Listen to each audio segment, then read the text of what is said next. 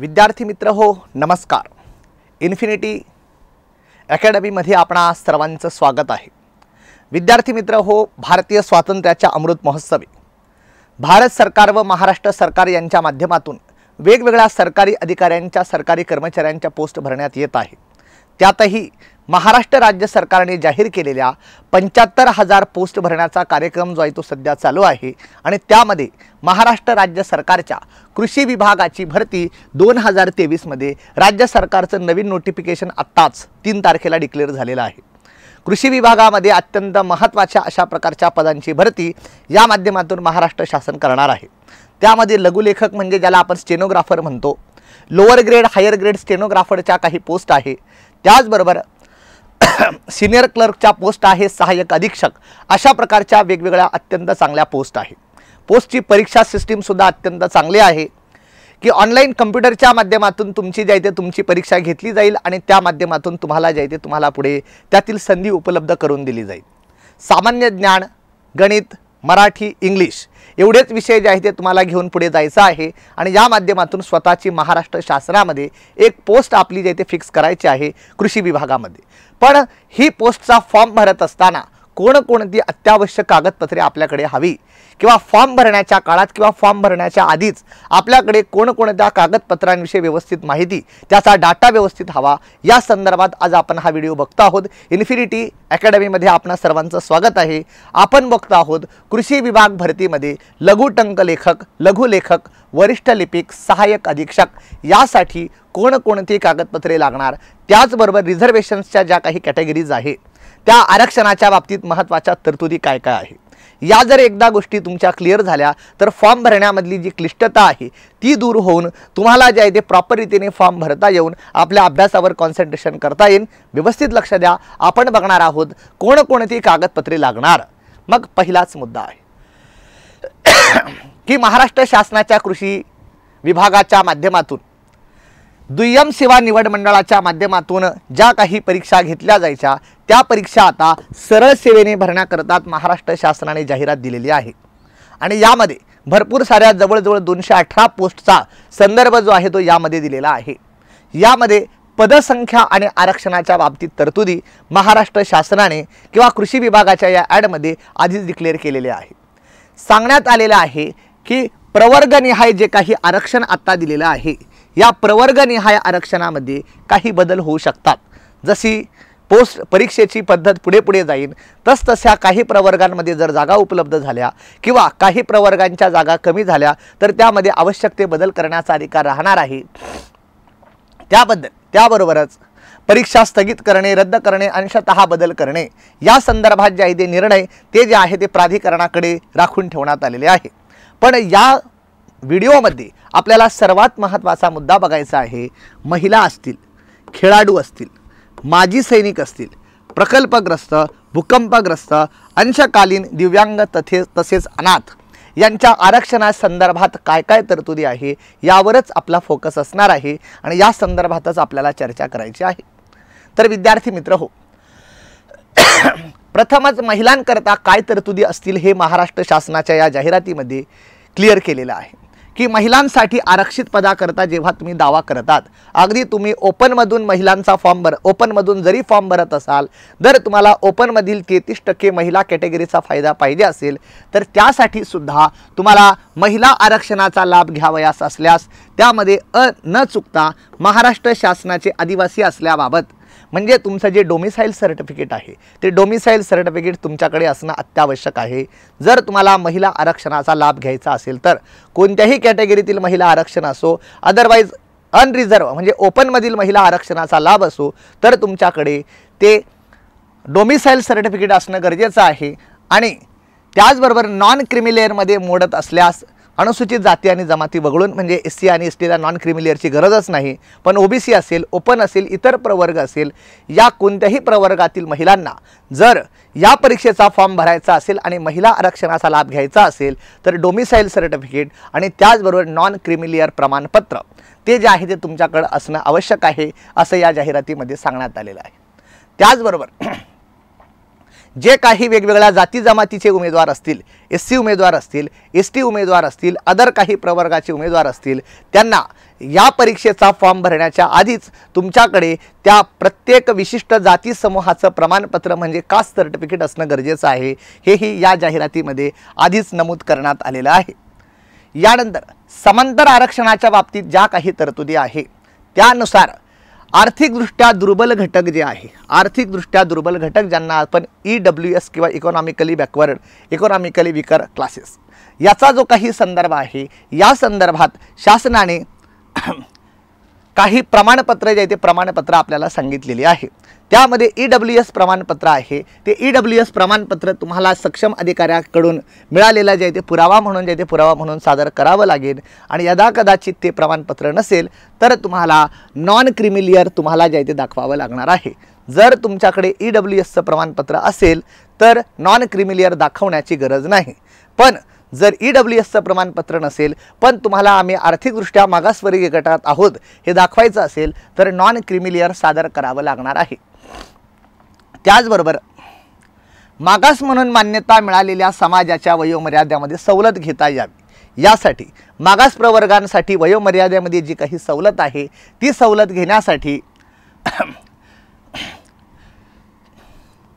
घेण्यासाठी अराखीव पदावरील निवडीकरता विचार करण्याबाबत शासनाच्या धोरणानुसार कार्यवाही करण्यात येईल हे सुद्धा सांगण्यात आलेलं आहे की एखादा उमेदवार त्याला अराखीव किंवा अमागास प्रवर्गामधून पोस्ट घ्यायची आहे परंतु त्याची वयोमर्यादा जे ते वयोमर्यादा मागास प्रवर्गातून वेगळी दाखवलेली आहे, त्या संदर्भात सुद्धा शासनाचं जे काही धोरण असेल त्यानुसार निर्णय घेतला जाईल। अराखीव किंवा खुला उमेदवार आहे, अराखीव किंवा खुल्या गटातील उमेदवाराकरता विहित केलेली वयोमर्यादा तसेच इतर पात्रता विषयक निकषांच्या संदर्भात अटींची पूर्तता करणाऱ्या सर्व उमेदवारांचा म्हणजे मागासवर्गीय उमेदवारासह अराखीव खुला सर्वसाधारण प्रवर्गावरील शिफारसीकरता विचार होत असल्याने सर्व आरक्षित प्रवर्गातील उमेदवारांनी त्यांच्या प्रवर्गासाठी पद आरक्षित उपलब्ध नसले तरी अर्जामध्ये मूळ प्रवर्गासंदर्भात दिलेली माहिती अचूकपणे सादर करणे बंधनकारक आहे। या तरतुदीचाच अर्थ आहे असा विद्यार्थी मित्र हो की अमागास प्रवर्गाकरता जर तुम्हाला मागास प्रवर्गातून पण तिथे जर दावेदारी करायची असेल, कारण आपल्याला माहीत आहे जर अमागास प्रवर्गाचं म्हणजेच ओपनचं जर मेरिट बॅकवर्ड क्लासेसच्या एखाद्या SC ST उमेदवाराने जर तोडलं तर त्याला ओपनची जागा मिळू शकते, पण त्याला ओपनची जागा जरी मिळणार असेल किंवा त्याला तिथे जरी दावा करायचा असेल तरी त्याने फॉर्म भरताना आपल्या विहित कास्टमध्ये विहित वयोमर्यादा आणि सर्व सर्टिफिकेट जे ते सर्टिफिकेट सादर करून जे ते फॉर्म भरायचा आहे, जेणेकरून त्याला त्याच्या कास्टमध्ये पण फायदा मिळू शकतो। अदरवाईज त्याने ओपनचं मेरिट तोडलं तर ओपनमध्ये सुद्धा त्याला जे ते त्याचा फायदा मिळू शकतो, हा या तरतुदीचा अर्थ आहे। त्यामुळे प्रत्येक उमेदवाराने फॉर्म भरताना अत्यंत काळजीपूर्वक आणि कागदपत्रांची व्यवस्थित क्रोनॉलॉजी लावून जो आहे तो भरायचा आहे। त्याचबरोबर कोणत्याही आरक्षणाचा लाभ अत्यंत महत्त्वाची तरतूद आहे की कोणत्याही आरक्षणाचा जर लाभ घ्यायचा असेल तर तो केवळ महाराष्ट्राचे रहिवासी ज्यांच्याकडे महाराष्ट्राचं डोमिसाईल आहे, तर महाराष्ट्राचे रहिवासी असणाऱ्यांनाच SC ST EWS असेल, अनाथांचं आरक्षण असेल, महिला आरक्षण असेल, या सर्व बाबतीत महाराष्ट्राचे रहिवासी असणं अत्यंत गरजेचं आहे, अन्यथा कोणत्याही आरक्षणाचा तुम्हाला लाभ मिळणार नाही, इतकं स्पष्टपणे या ठिकाणी जाहिरातीमध्ये दिलेलं आहे। त्याचबरोबर पुढे जे काही महाराष्ट्र कर्नाटक सीमावाद चालू आहे त्या संदर्भात एक वाक्य फक्त सांगितलेलं आहे की महाराष्ट्र कर्नाटक सीमावादातील 865 जी काही गावं आहेत त्या गावांमधील उमेदवार जर काही या अटी पूर्ण करत असतील तर त्या गावांमधील जे काही उमेदवार आहे त्यांच्या या रहिवासी असल्याबद्दल त्यांच्याकडे वास्तव्याचा सक्षम प्राधिकाऱ्याचा विहित नमुन्यातील दाखला जर असेल तर तो ग्राह्य धरला जाईल आणि त्यांना जे ते त्यांना महाराष्ट्राचे रहिवासी म्हणूनच त्या जे त्या फॅसिलिटीज सुद्धा प्रदान केल्या जातील असं सांगण्यात आलेलं आहे। यानंतर कोणत्याही प्रकारच्या आरक्षणाचा सामाजिक अथवा समांतर आरक्षण असेल या सोयी सवलतींचा दावा करणाऱ्या उमेदवारांकडे संबंधित कायदा नियम व आदेशानुसार विहित नमुन्यातील प्रस्तुत जाहिरातीस अनुसरून अर्ज स्वीकारण्यासाठी विहित केलेल्या दिनांकापूर्वीचे अर्ज सादर करण्याच्या अंतिम दिनांकास वैध असणारे प्रमाणपत्र उपलब्ध असणे गरजेचं आहे। अत्यंत महत्त्वाची तरतूद आहे आणि आपण अगदी डोळ्यात तेल घालून या तरतुदीचा व्यवस्थित रेफरन्स घ्यावा। सांगण्यात आलेलं आहे की कोणत्याही आरक्षणाचा तुम्हाला फायदा घ्यायचा असो, SC आरक्षण असो, ST आरक्षण असो, EWS आरक्षण असो, कोणतंही जरी आरक्षण तुम्हाला जर त्याचा फायदा घ्यायचा असेल तर अर्ज सादर करण्याचा जो अंतिम दिनांक आहे, अर्ज सादर करण्याच्या अंतिम दिनांकास वैध असणारे प्रमाणपत्र उपलब्ध पाहिजे। म्हणजेच जर तुम्हाला एप्रिलमध्ये अर्ज सादर करायचा आहे तर तुम्हाला नॉन क्रिमिलियर 1 एप्रिल ते 31 मार्च 2023-24 या काळातील सादर करावं लागणार आहे। जर तुम्हाला अर्ज सादर करायचा आहे एप्रिलमध्ये तर साधारणतः 31 मार्च किंवा मागच्या वर्षापर्यंत लेटेस्ट आपलं जे आहे ते आपलं कास्ट सर्टिफिकेट तुमच्याकडे पाहिजे, त्याची व्हॅलिडिटी सुद्धा लेटेस्ट तुम्ही काढली पाहिजे। अशा प्रकारचे वैध असणारे प्रमाणपत्र उपलब्ध पाहिजे, अशा प्रकारची जेथे तरतूद सांगण्यात आलेली आहे। त्याचबरोबर सामाजिक आणि समांतर आरक्षणासंदर्भात विविध न्यायालयांमध्ये दाखल झालेले न्यायप्रविष्ट प्रकरणे अंतिम निर्णयाच्या अधीन राहून पदभरतीची कार्यवाही करण्यात येईल। म्हणजे मधल्या काळात जर काही न्यायप्रविष्ट प्रकरणं उद्भवली किंवा न्यायालयाचा काही निकाल आला तर त्या संदर्भात सामाजिक आणि वेगवेगळ्या आरक्षणांच्या संदर्भात तरतुदी केल्या जातील। जसं पोलीस भरतीमध्ये आपल्याला माहीत आहे तृतीयपंथीय उमेदवारांसंदर्भात काय निर्णय घ्यायचा, यामध्ये शासनाच्या बाबतीत लेवलला बराच संभ्रम निर्माण झाला होता, बरेच प्रॉब्लेम निर्माण झाले होते। आणि मग न्यायालयाने सुद्धा आदेश दिला की यांच्यासाठी सुद्धा तुम्हाला काहीतरी तरतुदी कराव्या लागतील। त्यामुळे ॲड आल्यानंतर शासनाच्या गृह विभागाकडून त्या संदर्भात योग्य ती कार्यवाही आणि योग्य ते बदल केले गेले। इथे तसा काही जास्त प्रश्न नाही, परंतु अशा प्रकारचा एखादा न्यायालयाचा निर्णय आला तर त्या संदर्भात पदभरतीची कार्यवाही करण्यात येईल असंही सांगण्यात आलेलं आहे। यानंतर आरक्षणाच्या संदर्भात महत्त्वाचा मुद्दा आहे खेळाडूंचे आरक्षण। कोणत्याही खेळाचं प्रावीण्य प्राप्त असणं, अशा प्रकारचे जे काही खेळाडू स्टेट लेवल नॅशनल लेवलला जे काही खेळून गेलेले आहे त्यांच्याकडे अशा प्रकारचं जे काही सर्टिफिकेट आहे ते सर्टिफिकेट त्यांनी संबंधित विभागीय उपसंचालक कार्यालय, ज्याला आपण डेप्युटी डायरेक्टर ऑफिसर्स म्हणतो, या जे आहे या संबंधित विभागीय उपसंचालक कार्यालयाकडे परीक्षेस अर्ज सादर करण्याच्या दिनांकापूर्वी सादर करणे बंधनकारक केलेले आहे। अन्यथा प्रावीण्यप्राप्त खेळाडूही आरक्षणाकरता पात्र समजण्यात येणार नाही। म्हणजे परीक्षेच्या दिनांकापूर्वी तुम्ही अशा प्रकारचं डेप्युटी डायरेक्टर क्रीडा यांच्याकडे जर असा अर्ज सादर केला की हे माझं मेडल मिळालेलं आहे, या मेडलमधून मला या सवलतींचा लाभ मिळू शकतो किंवा स्टेट आणि नॅशनल लेवलला मी खेळलेलो आहे, या माध्यमातून मी खेळाडूच्या आरक्षणासाठी पात्र आहे, असा जर अर्ज केला असेल तरच खेळाडू आरक्षणाकरता त्यांना पात्र समजण्यात येणार आहे, असंही या ठिकाणी नमूद केलेलं आहे। त्याचबरोबर कागदपत्रे पडताळणीच्या वेळेस खेळाडू उमेदवारांनी विहित अर्थता धारण करत असल्याबद्दल सक्षम प्राधिकाऱ्याने प्रमाणित केलेले प्रावीण्य प्रमाणपत्र, म्हणजे तुम्ही ज्या काही खेळात आहे आणि जी काही लेवल गाठलेली आहे त्याचं सर्टिफिकेट तुमच्याकडे पाहिजे। आणि त्याचबरोबर खेळाडू कोणत्या संवर्गातील आरक्षित पदावरील निवडीकरता पात्र ठरतो याविषयी सक्षम प्राधिकाऱ्याने प्रदान केलेले प्रावीण्य प्रमाणपत्र पडताळणीबाबतचा अहवाल सादर केला तरच उमेदवाराचा संबंधित संवर्गातील खेळाडूसाठी आरक्षित पदावर नियुक्तीकरता विचार केला जाईल। म्हणजेच एखादा उमेदवार कोणत्या खेळामध्ये आहे, त्या खेळामध्ये त्याने कोणतं प्रावीण्य मिळवलेलं आहे आणि या प्रावीण्याचे खेळाडू कोणत्या प्रवर्गाकरता उपलब्ध होऊ शकतात किंवा कोणत्या पदाकरता उपलब्ध होऊ शकतात किंवा यांचा विचार कोणत्या पदाकरता केला जाऊ शकतो, असं जर सक्षम प्राधिकाऱ्याने जर अशा प्रकारचं जे आहे ते शिफारस केलेली असेल तरच त्यांचा जो आहे तो त्या संदर्भात विचार होऊ शकतो, असं या ठिकाणी खेळाडूंच्या संदर्भात सांगण्यात आलेलं आहे। दिव्यांग आरक्षण हा अत्यंत महत्त्वाचा मुद्दा आहे आणि दिव्यांग आरक्षणाच्या संदर्भात शासनाने वेळोवेळी जे आहे ते जारी करण्यात आलेले वेगवेगळे आदेश ते जे आहे तो वेळोवेळी सांगण्यात आलेले आहे। त्याचबरोबर दिव्यांग व्यक्तींसाठी असणाऱ्या वयोमर्यादेचा अथवा इतर कोणत्याही प्रकारचा फायदा घेऊ इच्छिणाऱ्या उमेदवारांनी केंद्र शासनाचं जे स्वावलंबन पोर्टल आहे swavlambancard.gov.in अथवा SADM या संगणकीय प्रणालीद्वारे वितरित करण्यात आलेले नवीन नमुन्यातील दिव्यांग उमेदवारांनी व्यवस्थित लक्षात ठेवायचं आहे, नवीन नमुन्यातील दिव्यांगत्वाचे प्रमाणपत्र सादर करणं गरजेचं आहे।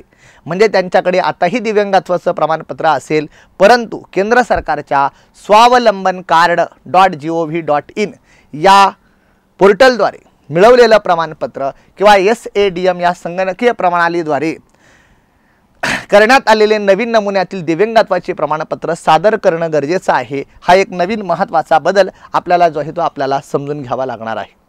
अनाथ आरक्षण जे काही महाराष्ट्र शासनाने वेगवेगळ्या पदांमध्ये अनाथांना आरक्षण जे आहे ते जाहीर केलेलं आहे, या संदर्भात शासनाचे वेगवेगळे निर्णय वेगवेगळ्या परीक्षांना जे आहे ते लागू झालेले आहे। यानुसार महिला बालकल्याण विभागाने जी काही वेगवेगळी नोटिफिकेशन काढलेली आहे, या संदर्भात या ॲडमध्ये सुद्धा सांगण्यात आलेलं आहे की अनाथांसाठी आरक्षित असलेल्या पदावर गुणवत्तेनुसार निवड झालेल्या उमेदवारांचा समावेश उमेदवार ज्या सामाजिक प्रवर्गाचा आहे त्या प्रवर्गातून करण्यात येईल।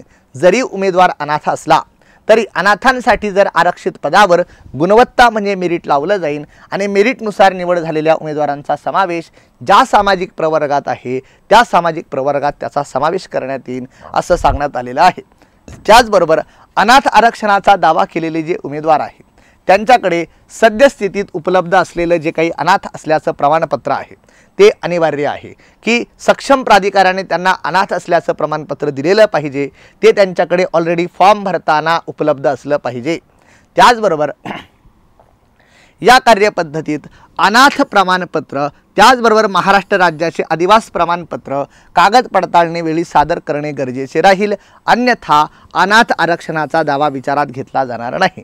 म्हणजे अनाथांच्या संदर्भात ज्यांना आरक्षण घ्यायचं असेल त्यांना विहित नमुन्यामध्ये सक्षम प्राधिकाराने अनाथ म्हणून जे आहे ते जाहीर केलेलं प्रमाणपत्र आणि त्याचबरोबर सर्व सुविधा महाराष्ट्र शासनाच्या रहिवाशांनाच मिळणार आहे। त्यामुळे महाराष्ट्राचे डोमिसाईल असणारे जे काही डोमिसाईल सर्टिफिकेट ते त्या अनाथांकडे उपलब्ध असणं गरजेचं आहे, हेही या ॲडमध्ये जे ते सांगण्यात आलेलं आहे। त्याचबरोबर या ॲडमध्ये माजी सैनिकांसाठी सुद्धा काही आरक्षण आहे। माजी सैनिक रिटायर होताना त्याला विशिष्ट सैन्य दलाकडून प्राप्त होणारे जे काही माजी सैनिक असल्याचं जे प्रमाणपत्र आहे ते प्रमाणपत्र त्याने जे आहे त्याने या ठिकाणी सादर करायचं आहे, फॉर्म भरतानाच सादर करायचं आहे। त्याचबरोबर माजी सैनिकांच्या संदर्भात तरतुदी ज्या आहे त्या शासनाने जे आहे ते अजून काही कागदपत्रे दिलेली आहे, त्यामध्ये सेवेतून मुक्त केल्याबाबतीचे जे काही प्रमाणपत्र जे तुमच्या डिपार्टमेंटकडून जिथून तुम्ही निवृत्त झालात त्या डिपार्टमेंटकडून तुम्हाला सादर केलं जाईल। त्याचबरोबर माजी सैनिकांसाठी असलेली वयोमर्यादा आणि आरक्षणाचा फायदा घेण्यासाऱ्या उमेदवारांना ते प्रमाणपत्र सादर करणं गरजेचं आहे। त्याचबरोबर माजी सैनिक जरी असेल तरी त्यांना त्यांचं कास्ट सर्टिफिकेट आणि नॉन क्रिमिलियर प्रमाणपत्र तेही सादर करावं लागणार आहे। याचबरोबर सांगण्यात आलेलं आहे उमेदवार ज्या सामाजिक प्रवर्गामध्ये समाविष्ट होत असेल त्या प्रवर्गासंबंधीचे जात प्रमाणपत्र तसेच वैद्य नॉन क्रिमिलियर प्रमाणपत्र सादर करणे गरजेचे आहे। जर ओपनमध्ये असेल तर नॉन क्रिमिलियर लागत नाही, पण ओपन लेडीज किंवा बाकी कोणत्याही प्रवर्गात ओबीसी प्रवर्गात असेल तर मात्र त्यांना नॉन क्रिमिलियर सादर करणे गरजेचे आहे। म्हणजे माजी सैनिकांच्या संदर्भात या ठिकाणी या ठिकाणी अगदी स्पष्ट तरतुदी दिलेली आहे। त्याचबरोबर जे उमेदवार ज्या सामाजिक प्रवर्गातून जाता आहे त्यांना आवश्यक असेल तर त्यांचं त्या प्रवर्गाचं सर्टिफिकेट म्हणजे कास्ट सर्टिफिकेट त्याची व्हॅलिडिटी त्यानंतर डोमिसाइल्स आणि सर्वात महत्त्वाचं नॉन क्रिमिलियर सादर करणं गरजेचं आहे। SC आणि ST यांना नॉन क्रिमिलियर नाही, मात्र बाकी सर्वांना नॉन क्रिमिलियर जे आहे ते सादर करणं गरजेचं आहे। या संदर्भातील तरतुदी दिलेल्या आहे। त्याचबरोबर वेगवेगळ्या प्रकल्पग्रस्तांच्या संदर्भातील तरतुदी आहे।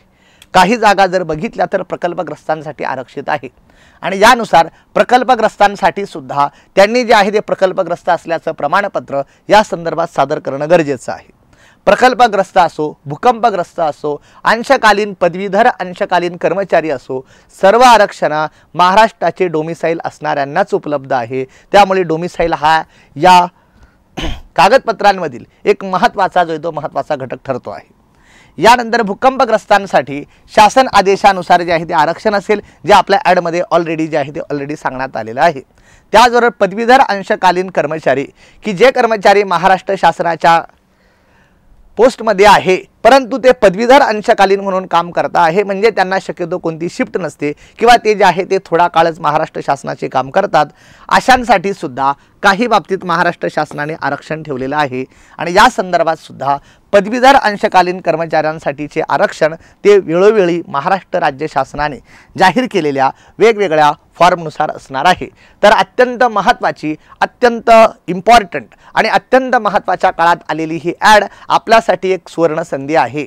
आणि मग कृषी जरी विभाग असला तरी त्यामध्ये पोस्ट अत्यंत चांगल्या आहे, पगारही अत्यंत चांगला आहे आणि महत्त्वाचा मुद्दा परीक्षेची सिस्टीमही अत्यंत चांगली आहे। संगणकावर आधारित जे आहे ते तुमची जे आहे ते बहुपर्यायी अशा प्रकारची जी आहे ती ऑप्शनल टेस्ट घेतली जाणार, त्यामध्ये गुणवत्ताधारक उमेदवारांची प्रवर्गानुसार निवड केली जाणार आणि महाराष्ट्र शासनाचे सेवक म्हणून तुम्हाला जी आहे ती अत्यंत चांगली संधी प्राप्त झालेली आहे। या संधीचा जास्तीत जास्त जणांनी लाभ घ्या। त्यासाठी सांगितलेली कागदपत्रे, सांगितलेले क्रायटेरिया, सांगितलेले जे काही सिस्टीम्स त्या व्यवस्थित फॉलो करा। फॉर्म भरताना अत्यंत व्यवस्थित ती कागदपत्रे जी आहे ती आधीच जमा करून ठेवा।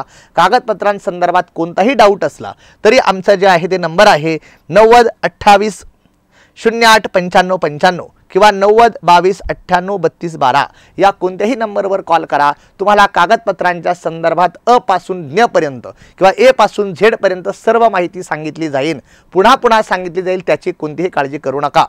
त्याचबरोबर आपला जो आहे तो कृषी विभाग भरती 2023 नुसार आपला जे आहे ते लाईव्ह प्लस रेकॉर्डेड हा कोर्स सुरू होतो आहे।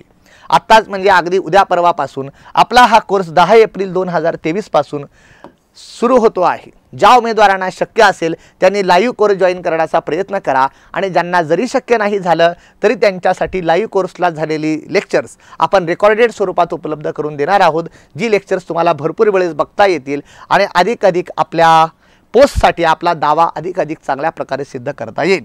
या दृष्टीने सरळ सेवा परीक्षेच्या दृष्टीने परिपूर्ण रचना असलेली आपली ही बॅच आहे। पुण्यातील तज्ञ मार्गदर्शकांमार्फत आपण सर्वोत्तम कोचिंग घेण्याची संधी तीही आपल्याला दिली जाणार आहे। निवडक अभ्यास साहित्य जे इन्फिनिटी अकॅडमीचे जे काही तज्ञ आहे त्या तज्ञांद्वारे स्पेशल कृषी विभागाच्या भरतीकरता डिझाईन करण्यात आलेले आहे। हे साहित्यही तुम्हाला वेळोवेळी जे ते प्रोव्हाइड केले जाणार आहे। ऑनलाईन व्हिडिओ पुन्हा तुम्ही बघू शकतात, लाईव्ह पण बघू शकतात, नंतर रेकॉर्डेड व्हिडिओ सुद्धा तुम्हाला आम्ही प्रोव्हाइड करणार, जेणेकरून तुम्हाला काही शंका राहिल्या किंवा काही गोष्टी परत बघायच्या असतील तर त्याही तुम्ही बघू शकतात। त्याचबरोबर सिलेबसवर जे आहे ते फ्री मॉक टेस्ट तीही आपण घेणार आहोत। प्रत्येक विषयावर आपली परीक्षा ही संगणकावर घेतली जाणार आहे आणि वस्तुनिष्ठ बहुपर्यायी स्वरूपाची असणार आहे। आतापर्यंत कृषी विभागाच्या या पोस्टसाठी आलेल्या ज्या काही एक्झाम्स आहे त्यांचे पेपर्स असतील किंवा त्या संदर्भात आमच्या तज्ञांनी केलेला अभ्यास तो आम्ही तुम्हाला जे आहे ते वेळोवेळी प्रत्येक विषयावर MCQ प्रॅक्टिसद्वारे जो आहे तो तुमची अधिक प्रॅक्टिस करून घेणार आहोत। लाईव्ह प्लस रेकॉर्डेड बॅच आहे।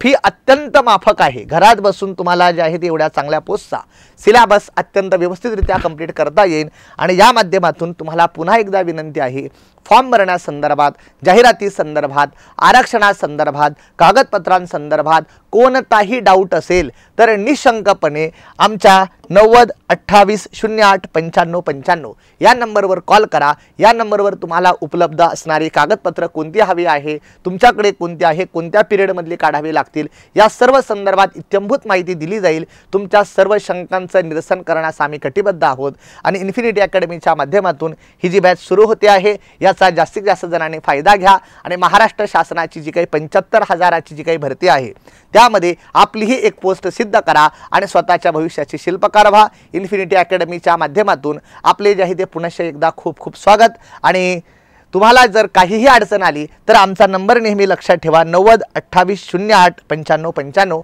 हा आमचा जो आहे तो नंबर आहे। तर या संदर्भात महत्त्वाचा हा संदर्भ आहे। तर अशा प्रकारचे जे आहे ते वेगवेगळे संदर्भ आहे। तर अधिक माहितीसाठी आमचा संपर्क आहे 90 28 08 95 95 किंवा ॲडमिशनसाठी जर कोणाला कोर्सला ॲडमिशन घ्यायचं असेल तर त्या संदर्भात आमची ही लिंक ही उपलब्ध आहे। या लिंकवर संपर्क साधा, नंबरवर संपर्क साधा आणि कृषी विभागामध्ये जी काही अत्यंत चांगली भरती आलेली आहे त्याचा फायदा करून जास्तीत जास्त महाराष्ट्र शासनाच्या सेवेत रुजू व्हा आणि आपलं भविष्य घडवा। पुनश्च एकदा सांगतो, कृषी विभागासाठी जरी अभ्यास केला तरी सरळ सेवांचा बहुतेक सिलेबस जो आहे तो सारखा असतो। त्यामुळे कृषी विभागाच्या परीक्षेचा अभ्यास करता इतर काही सरळ सेवांच्या ज्या काही ॲड येणार आहे त्याही ॲडला तुम्हाला या कोर्सचा फायदा होणार आहे। त्यामुळे जास्तीत जास्त विद्यार्थ्यांनी या कोर्सला जॉईन व्हा, त्याचा जास्तीत जास्त फायदा घ्या आणि स्वतःचं जे ते स्वतःचं भविष्य उज्ज्वल घडवा। त्यासाठी इन्फिनिटी MPSC अकॅडमीच्या माध्यमातून तुम्हाला खूप शुभेच्छा। धन्यवाद।